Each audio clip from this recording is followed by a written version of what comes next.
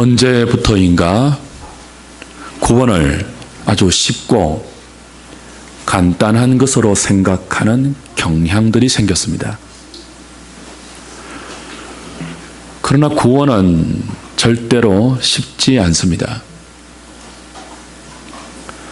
사람의 행위로 구원을 얻을 수 있다면 오히려 쉬울 수 있습니다. 간단할 수 있습니다. 죽도록 행하면 되니까요.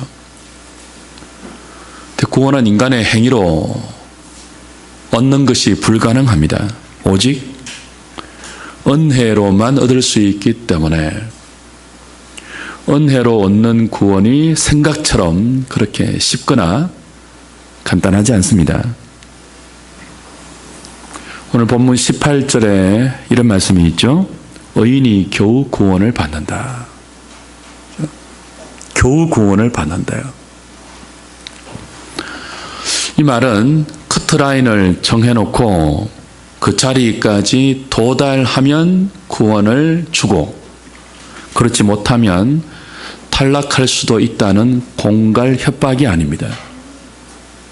의인이 겨우 구원을 얻는다는 이 하나님의 말씀은 은혜로 예수 믿게 된 의인들이 하나님께서 붙들어 주심 가운데 걸어가는 거룩한 믿음의 순례길을 가는 것이 결코 쉽지 않으며 만만치 않은 여정이다 하는 의미입니다. 국가대표 선수가 되면 태릉 선수촌에 입촌합니다. 이 선수촌은 가고 싶다고 아무나 들여보내주는 것이 아니죠. 적어도 상비군이 되거나 국가대표로 뽑혀야지만 들어갈 수 있는 특별한 장소입니다. 아무나 가지 못하는 태릉 선수촌에 가면 무엇이 기다리고 있습니까?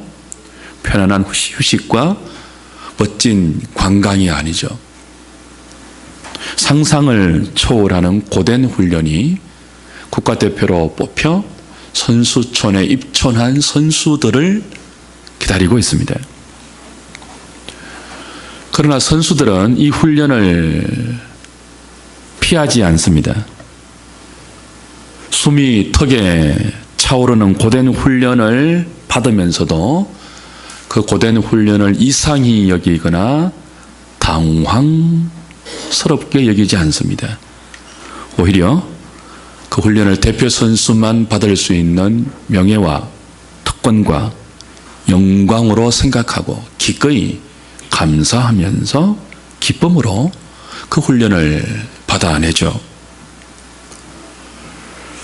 그리스도인이 하나님의 은혜로 예수를 믿게 되고 죄를 용서받고 하나님의 자녀가 된 것도 그와 비슷한 의미가 있습니다. 100% 똑같은 것은 아니지만 비슷한 맥락이 많이 있습니다. 저와 여러분들이 하나님의 자녀 된 것은 우리의 공로나 우리의 행위의 결과가 아니죠. 오직 하나님의 은혜로 된 것입니다.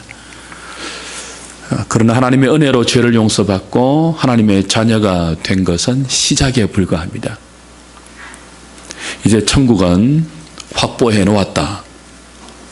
그러니 복받을 일만 남았다. 그렇게 간단한 문제가 아닙니다. 예수 믿게 된 것은 하나님의 은혜의 결과입니다. 이것은 마치 대표 선수로 뽑혀서 태릉 선수촌에 입촌한 것과 방불을 합니다. 대표 선수가 금메달을 바라보고 고된 훈련을 기쁨으로 소화해야 하듯이 은혜로 하나님의 자녀로 부름받은 성도들은 썩지 않고 더럽지 않고 쇠하지 않을 하늘의 기업을 상속으로 받기 위하여 여러 가지 고난과 시험을 연단과 훈련으로 받아내어야 합니다. 예수 믿는 것이 간단하지 않죠. 좁고 협착한 길을 우리는 갑니다. 날마다 자기를 부인해야 합니다. 우리 안에 여전히 살아서 꿈틀거리고 있는 우리의 정과 욕심을 그리스도와 함께 십자가에 매 순간 못 박아야 합니다. 간단하지 않습니다. 성경의 이런 말씀은 값싼 은혜에 길들여진 사람들에게는 굉장히 낯설고 불편한 진리입니다. 그러나 이것은 성도들에게만 허락된 명예입니다. 특권입니다. 영광입니다. 하나님의 은혜로 예수를 믿게 되고 하나님의 백성이 되었기 때문에 우리들에게만 허락되는 무한한 특혜입니다. 뭐가요? 저와 여러분들을 기다리고 있는 여러 가지 시험이 말입니다. 고난이 성도에게 주는 의미가 이러합니다. 명예, 특권, 보상, 영광의 차원입니다.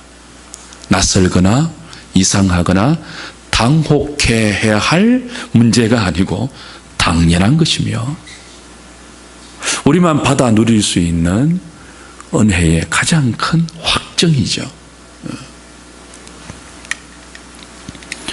우리는 이 고난을 통해서 믿음의 결국 곧 영혼의 구원의 자리에 도달합니다.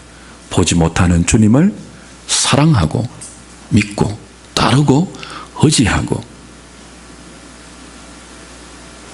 말할 수 없는 영광스러운 즐거움으로 기뻐하는 인생을 훈련하고 배웁니다.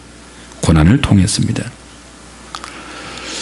우리는 우리를 기다리고 있는 이 여러 가지 시험과 크고 작은 고난을 통해서 삼위 하나님을 영원한 상급으로 받습니다.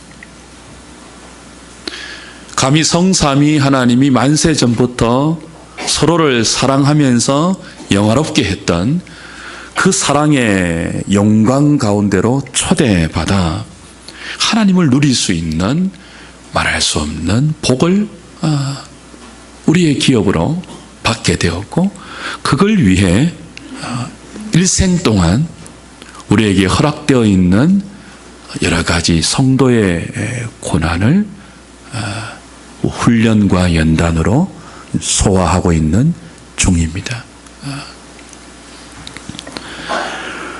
그래서 시험이 올 때 저와 여러분들은 이상히 여기지 말아야 합니다. 낯설게 여기지 말아야 되고 당황하지 말아야 합니다. 예수 믿는데 왜 이렇지? 당연한 것이고 특권이고 여러분에게만 허락된 명예이고 영광입니다. 그러나 성도에게 허락되는 고난이 이런 유익이 있다고 해도 모든 고난을 그렇게 생각해서는 안 되죠. 악하고 미련하고 게으른 고난을 자초해서는 안 됩니다. 그래서 사도는 15절에서 이렇게 경고합니다. 15절이죠. 너희 중에 누구든지 살인이나 도둑질이나 악행이나 남의 일을 간섭하는 자로 고난을 받지 말라. 그렇죠? 고난이 성도에게 허락된 명예고 특권이고 영광이라고 해서 스스로 악을 행하면서 살인하고 도둑질하고 남의 일에 간섭하는, 참 특별하죠. 남의 일 간섭하는 것을 살인과 도둑질과 똑같은 반열에 올려놓아요.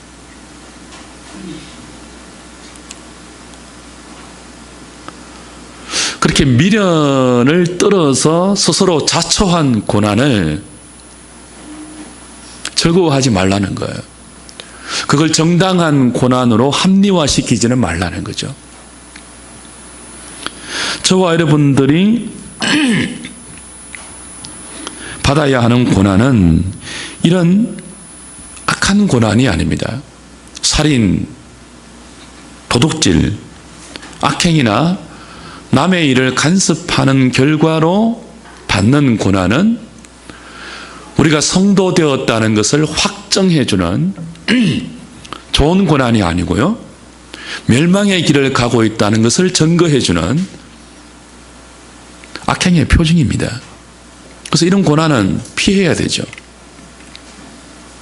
이런 고난이 허락된다면 다시는 이런 고난이 내 삶에 허용되지 않도록 악을 거쳐야 합니다. 그 고난을 통해서.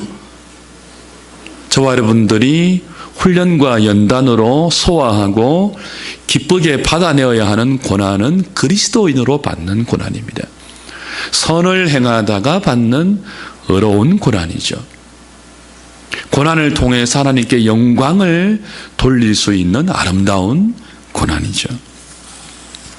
이것을 강조하기 위해서 베드로는 조금은 생뚱맞게 심판을 언급합니다. 17절, 18절, 19절을 다시 한번 보겠습니다. 같이 읽을까요? 시작.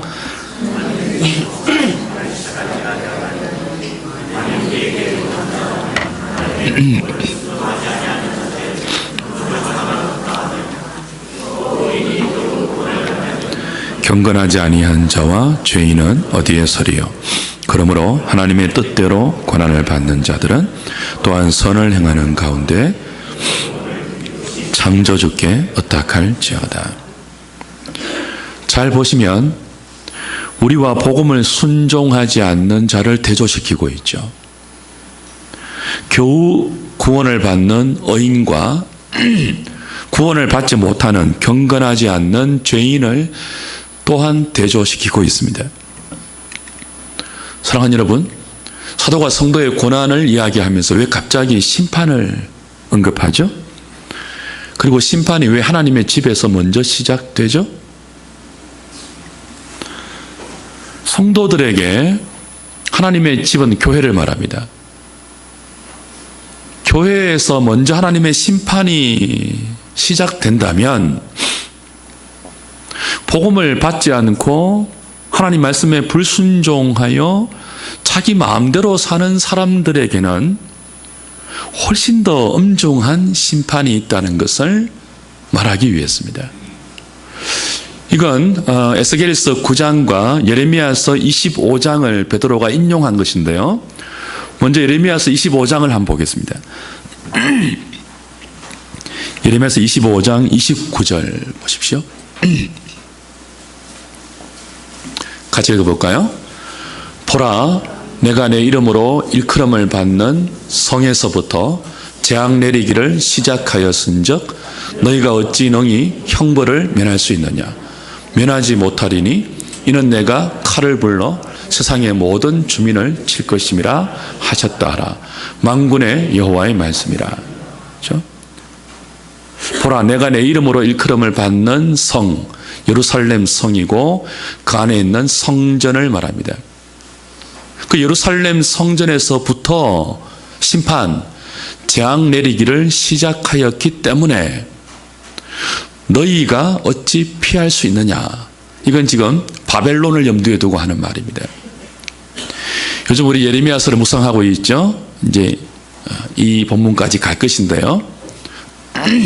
예레미야서는 바벨론에 의해서 멸망을 목전에 두고 있는 유다 백성들에게 하나님이 주시는 말씀이에요. 근데 이 말씀 중에 너희들이 바벨론에 망하고 죄송합니다. 포로로 끌려가는 것이 하나님의 심판인데 그게 하나님의 집에서 시작되는 심판인데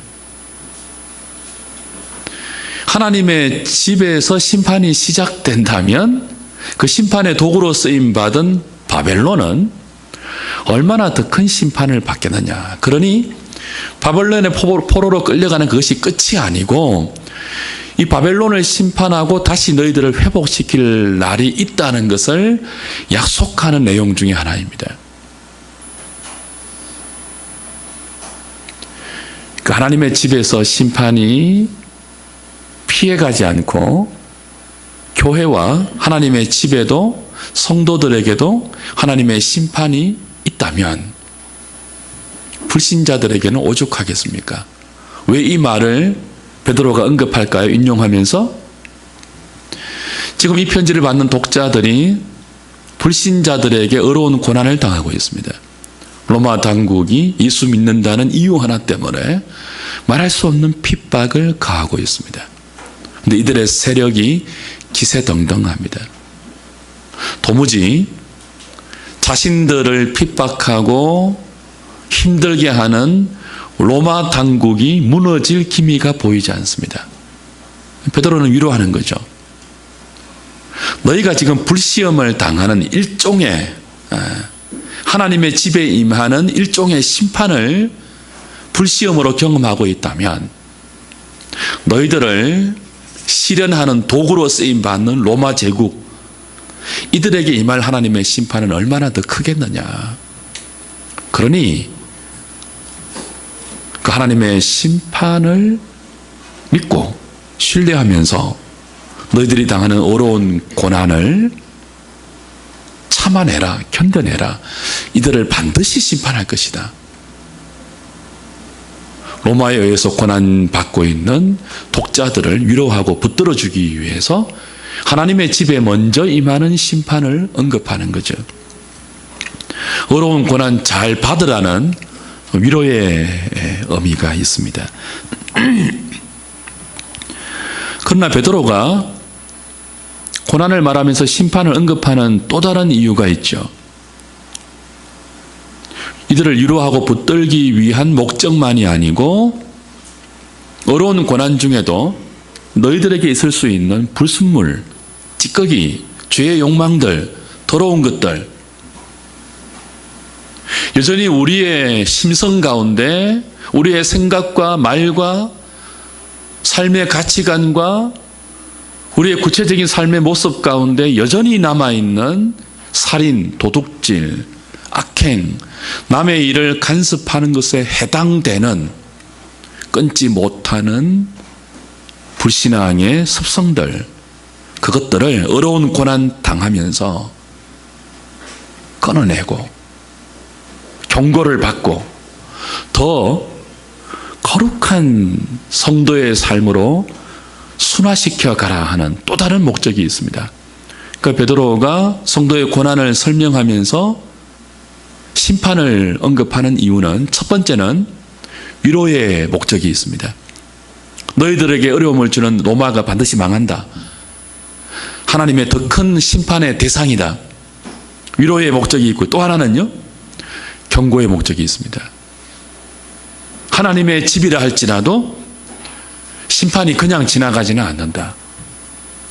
그러니 너희들의 삶을 그 하나님의 엄중한 심판 앞에 세워서 예수 믿는 것을 쉽게 생각하거나 간단하게 생각하거나 나태하게 방종으로 연결시키지 말고 두렵고 떨림으로 너희를 돌아보아서 의를 위해서, 선을 위해서 고난받는 자리로, 너희 영혼을 하나님께 의탁하는 자리로, 그 믿음의 자리로 이 고난을 통해서 너희 자신을 옮겨가라. 그런 또 다른 목적이 있죠. 이 이중적인 효과를, 이 이중적인 목적을 위해서 베드로가 하나님의 집에 먼저 임하는 심판을 언급하는데요, 조금 더 이 하나님의 집에 먼저 임하는 심판을 이해하기 위해서는 에스겔서 9장을 좀 살필 필요가 있습니다. 에스겔서 9장 1절부터 11절까지를 잠시 보십시오.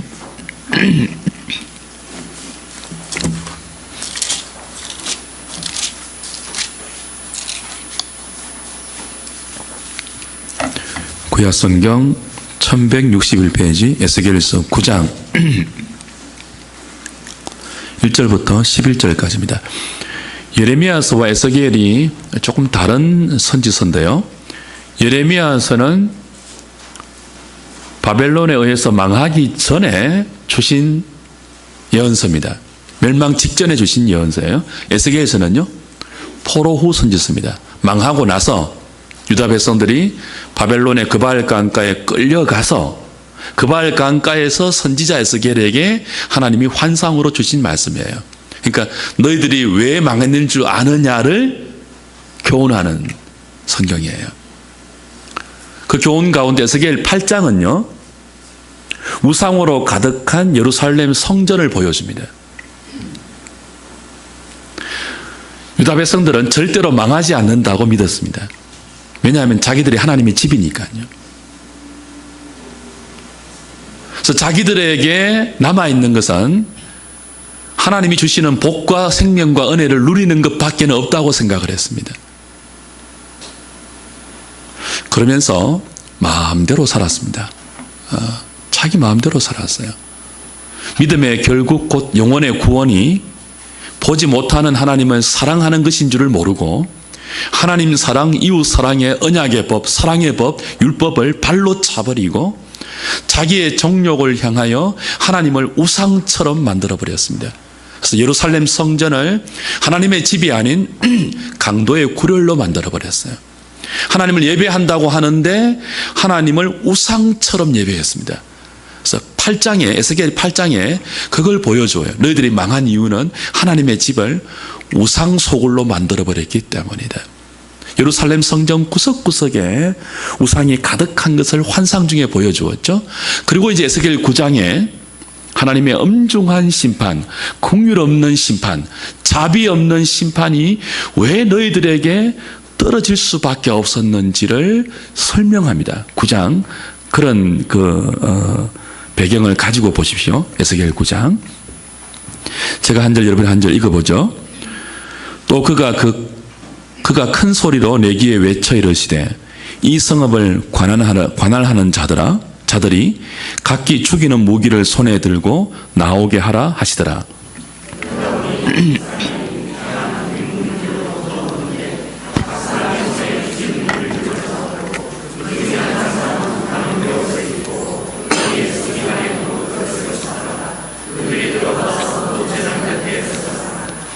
그룹에 머물러 있던 이스라엘 하나님의 영광이 성전 문지방에 이르더니 여호와께서 그 가는 베옷을 입고 서기관의 먹그릇을 찬 사람을 불러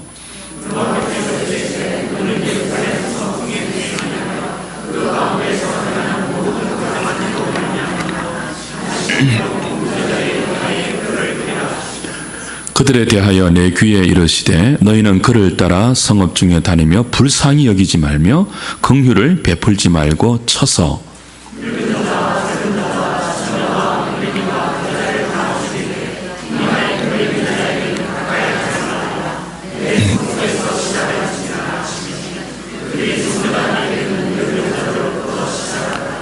그가 또 그들에게 이르시되 너희는 성전을 더럽혀 시체로 모든 뜰에 채우라. 너희는 나가라 하시매 그들이 나가서 성읍 중에서 치더라.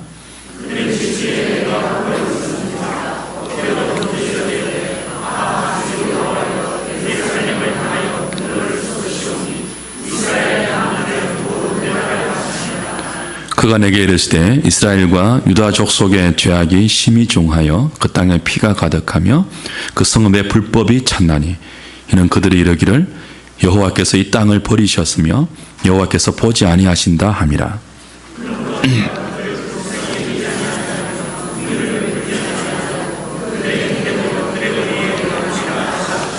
11절 보라 가는 베옷을 입고 허리에 먹그릇을 찬 사람이 복명하여 이르되 주께서 내게 명령하신 대로 내가 준행하였나이다 하더라.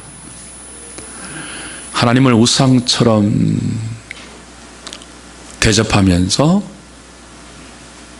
사랑의 자리에서 떠나고 믿음의 자리에서 떠나 정욕과 야망과 허망한 삶으로 예루살렘을 채웠던 유다를 하나님이 심판하십니다.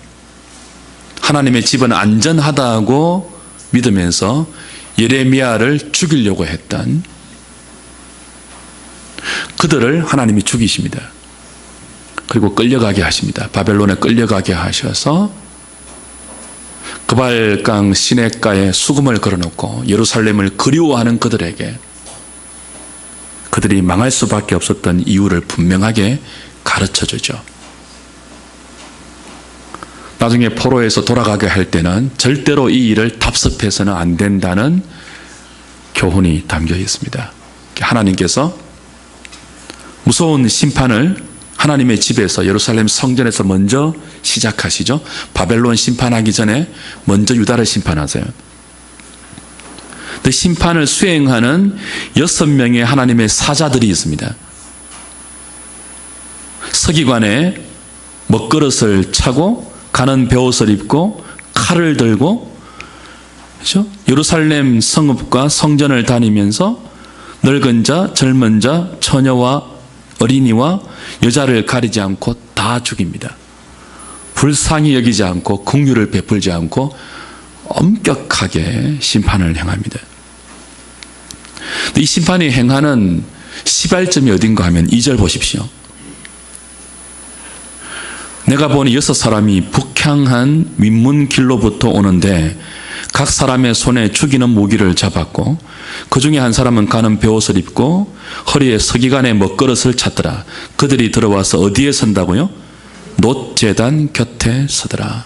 그러니까 하나님의 심판이 먼저 하나님의 집에서부터, 성전에서부터 시작되는데 조금 더 구체적으로는 성전의 놋제단에서부터 심판이 시작됩니다. 긍휼 없는 심판이 무자비하게 시작됩니다. 놋제단은 우리 요즘 수요 기도회 때 배우고 있죠. 놋제단은 번제물을 그리고 속죄 제물을 잡아서 불로 태우는 제단입니다. 예배의 장소입니다. 제사를 드리는 가장 중요한 장소입니다. 그리스도께서 장차 십자가에서 하나님 백성들의 죄를 담당하시고 하나님의 심판과 형벌을 담당하시는 대속의 죽음을 예표하고 상징하는 곳이죠. 놋제단. 그런데 유다는 이 놋제단을 변질시켜 버렸습니다. 열왕기하 16장 10절부터 14절을 보시면 아하스 왕이 가장 악한 왕 중에 하나이죠. 하나님의 식양대로 만든 놋제단을 치워버립니다. 성전의 놋제단을 치워버리고 전혀 다른, 하나님이 명하지 않는 다른 단을 만들어서 거기에서 번제를 드리고 속죄 제사를 드려요. 그럼 이것은 신약식으로 말하면 무엇을 의미할 수 있을까요? 놋제단이 그리스도의 십자가의 대속의 죽음을 상징하고 예표하는 것이라고 했죠. 그걸 치워버렸다고요. 그걸 다른 제단으로 만들어버렸다고요. 그래서 거기서부터 하나님의 심판이 엄중하게 시작된다고요. 어떤 의미입니까? 신약 교회로 치자면 교회가 예수 그리스도의 대속의 죽음, 그 십자가의 복음을 변질시켜서 이상한 복음, 다른 복음, 저주받을 복음으로 사람들을 잘못 가르쳤다는 거죠. 그래서 하나님을 우상처럼 섬기도록 교회가 왜곡된 복음을 가르친 것에 해당되는 거예요. 사랑하는 여러분, 하나님의 심판이 반드시 있는데 그 심판이 교회라고 그냥 지나가는 법은 없습니다. 성전이라고 심판이 패스오버 되지는 않습니다. 믿음이 있어야 지나갑니다. 오히려 이름만 성전이고 이름만 교회이고 그 안에 모여서 하는 내용은 우상 숭배에 가깝다면, 놋제단이 변질되어 있다면 그리스도의 십자가 복음, 그 십자가 고난을 통해서 영광으로 이르는 베드로의 복음, 바울의 복음, 이것이 교회 가운데 진리로 가르쳐지지 않는다면, 놋제단이 없는 우상 숭배의 제사로 가득한 성전이라면 긍휼 없는 하나님의 무자비한 심판이 놋제단부터 시작된다는 것입니다. 베드로가 왜 이 말을 할까요? 왜 이 말을 인용해서 심판을 언급할까요? 너희들이 어려운 고난을 당할 때, 너희들이 하나님의 자녀로서 마땅히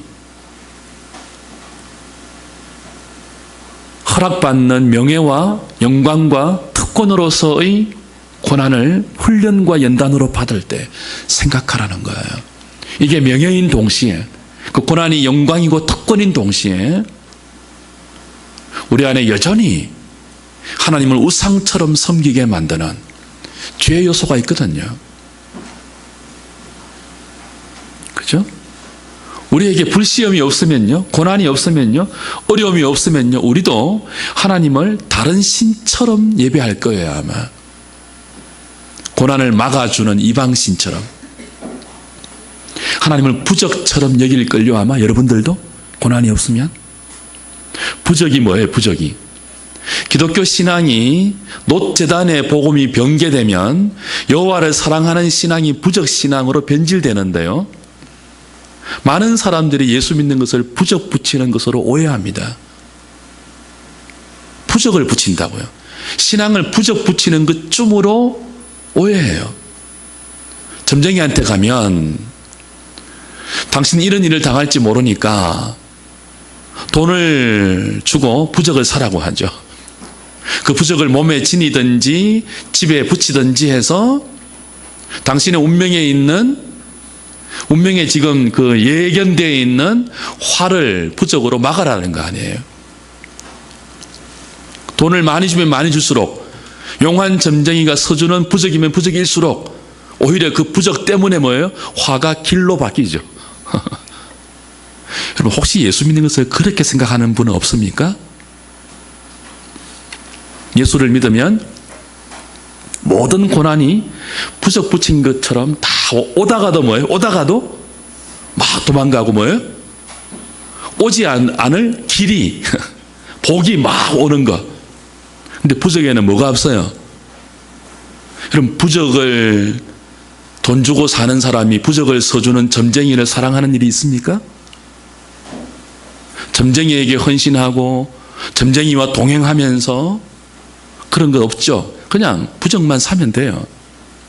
기독교 신앙은 그리스도의 이름으로 부적을 사는 것이 아닙니다. 그러면 간단하죠. 예수 믿는 게 쉽죠.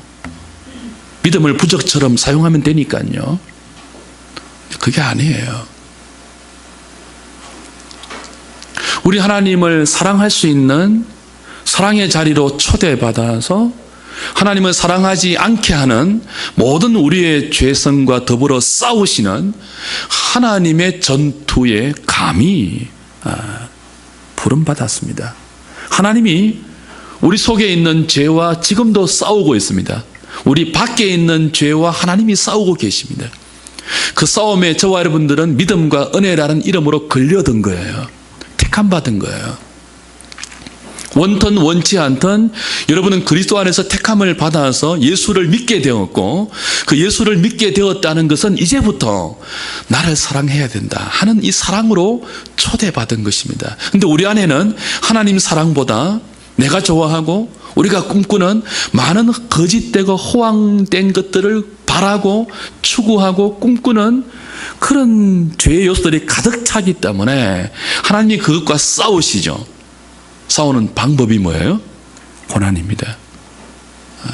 그래서 고난이 올 때 뭘 돌아보라는 거예요? 내가 하나님을 우상처럼, 하나님을 부적처럼 여기는 복음에서 벗어난 그런 신앙의 요소가 없는지를 돌아보라는 거예요. 하나님의 집에서 먼저 심판이 시작됩니다.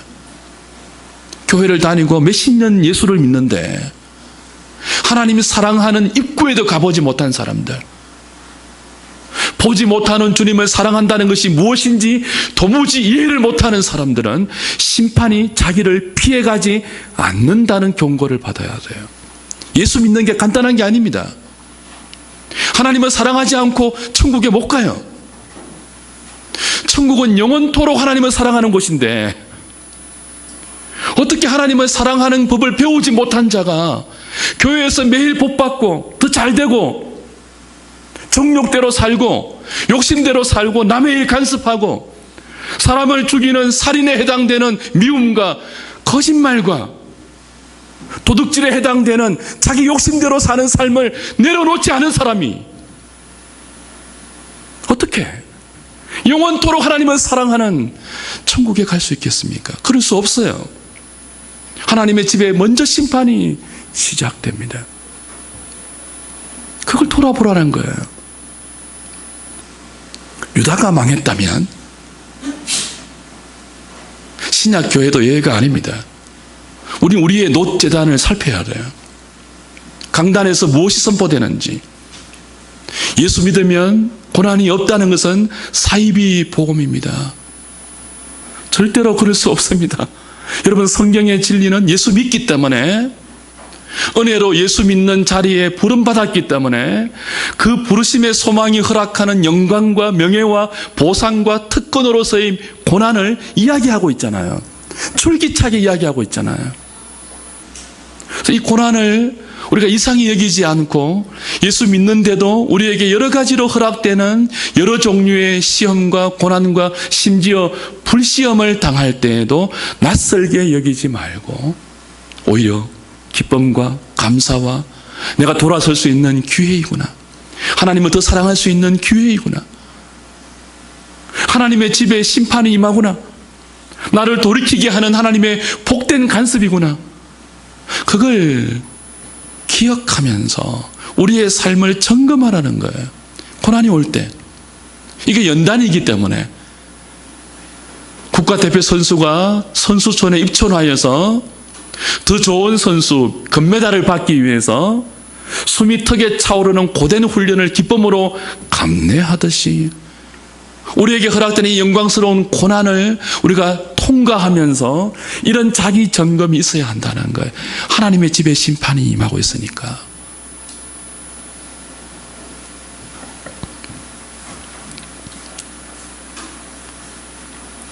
악행 때문에 고난받는 자리에 있는지 돌아보십시오.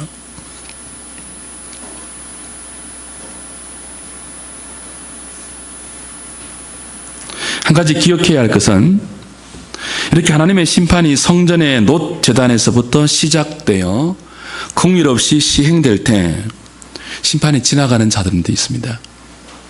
그렇죠? 하나님의 집에 심판이 지나가는데 시행되는데 자비 없이 긍휼 없이 시행되는데 그 긍휼 없는 심판이 지나가는 자들이 있다는 거예요. 에스겔 9장 4절 보십시오.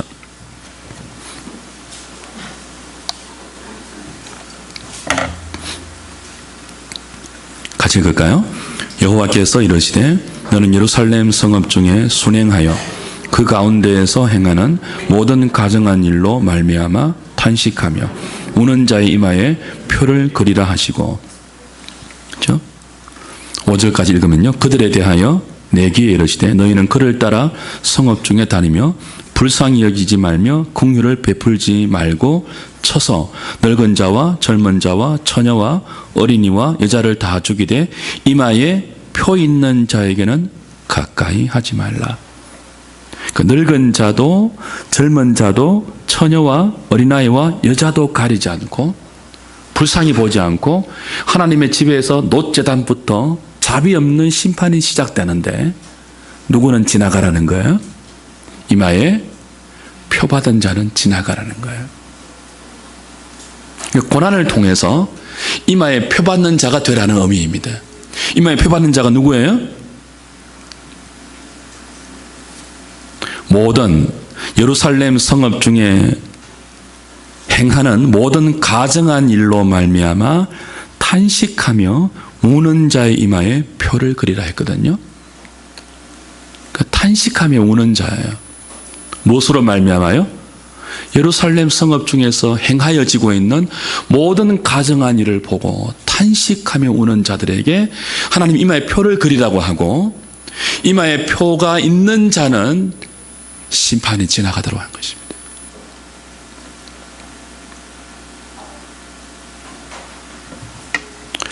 이 고난의 목적이죠. 불심판의 목적이죠. 하나님의 집에 임하는 심판의 목적이죠. 여러분이 고난을 당하시면서 여러 가지 종류의 고난이 있지 않습니까? 고난 없는 인생이 없잖아요. 고난을 당하면서 여러분이 여러분을 몰아가야 할 지점이 여기에요. 하나님이 고난을 통해서 여러분을 인도해 가는 지점이 여기에요. 예루살렘 성읍 중에서 자행되고 있는 가증한 일을 인하여 탄식하고 우는 자리입니다. 우리 속에 있는 죄를 깨닫고 그 죄가 얼마나 가증한 것인지를 애통하면서 우는 심령을 고난을 통해서 가져라는 거예요. 우리가 얼마나 어리석고 미련하고 연약한지요. 하나님께서 가증하게 여기시는 것을 끌어안고 살면서도 그게 뭔지도 모르고 사는 때가 대부분입니다. 제가 전에 한번 이런 말씀을 들었는데 기억나십니까? 고난이 우리를 깨트리잖아요. 고난을 통해서 깨어질 때 우리 속에 있는 것들이 쏟아져 나오는데요. 우리 속에 있는 것들이 쏟아져 나온 그것을 보면 어떤 생각이 듭니까? 고난을 통해서 내가 이런 것들을 끌어안고 살았는가 하는 생각이 들어요. 우리가 끌어안고 사는 대부분의 소중한 것들은 하나님이 가정이 여기는 것입니다. 그걸 아셔야 돼요.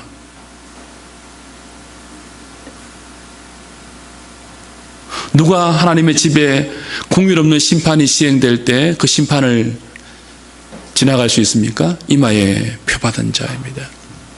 누가 이마에 표받은 자죠? 예루살렘 성읍에 행해지고 있는 가정한 일로 인하여 애통하는 자들.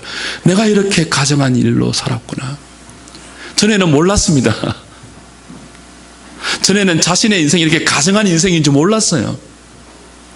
고난받고 보니까 아는 거예요. 탄식하는 것입니다. 자기만이 아니고 자기 밖에 있는 세상 속에 그토록 가득한 우상 숭배식에 가정한 인생들이 얼마나 죄의 모습으로 살아가고 있는지를 애통해하고 우는 거죠.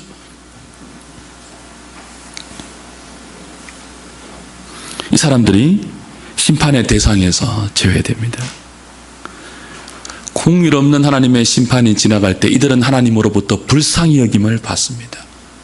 탄식하고 있으니까, 울고 있으니까, 자기 죄와 세상의 죄로 인하여 절망하고 있으니까 하나님이 불쌍히 보시는 거예요. 사랑하는 여러분, 우리에게 있는 고난이 우리를 이 자리로 만들어 갑니다. 여러분이 고난받을 때 곰처럼 그냥 당하지 마십시오. 시간 지나면 없어지겠지. 미련한 곰처럼 고난을 버티지 마세요. 고난이 올 때 낮아져야 돼요. 내가 옛날에 이렇게 가정하게 살았구나. 이렇게 무서운 죄가 내 속에 있구나. 허황되고 부끄럽고 미련하고 어리석은 것들이 내 속에 가득하구나. 이걸 깨트리고 하나님을 사랑하는 자리로 나를 몰아가기 위해서 하나님이 연단으로 시험을 허락하고 있구나. 고난받을 때 그 자리로 돌아가야 한다는 거예요. 말씀했죠. 성도는 세상을 나그네와 행인처럼 지나가는 자들입니다. 하나님은 이 거룩한 순례의 길에 들어선 저와 여러분들을 위해서 여러 가지 시험을 준비해 놓고 있습니다. 우리에게만 허락된 특권입니다. 명예입니다. 영광입니다. 보상입니다. 우리는 이 시험을 통해서 연단을 받으면서 우리 안에 얼마나 허황되고 거짓되고 부질없는 욕망이 가득 차 있는지를 보게 됩니다. 이것들이 거짓되고 허망한 것임을 알고도 놓지 못하고 미련스럽게 애착을 두고 있는 어리석은 우리 자신을 봅니다. 고난을 통해서 봅니다.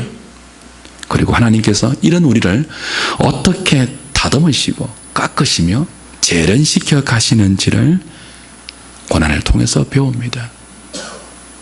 하나님 사랑하지 않는 자리에서 보지 못하는 주님을 사랑하는 자리로 지금 하나님께서 어떻게 우리의 인생을 이끌어가고 있는지를 고난의 자리에서 여러분은 보게 될 것입니다.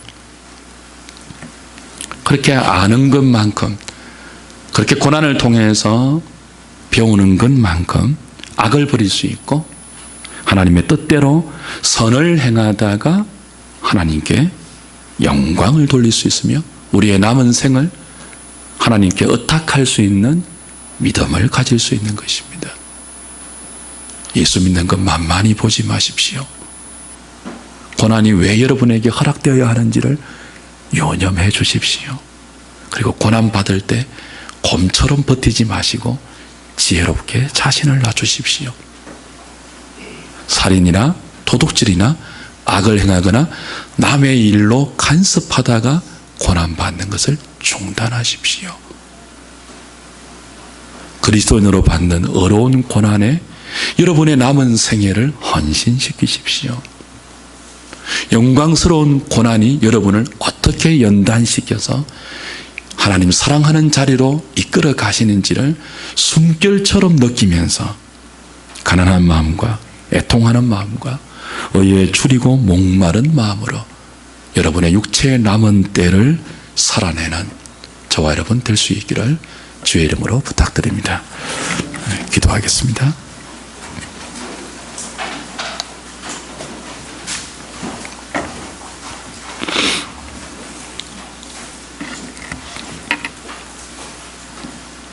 하나님,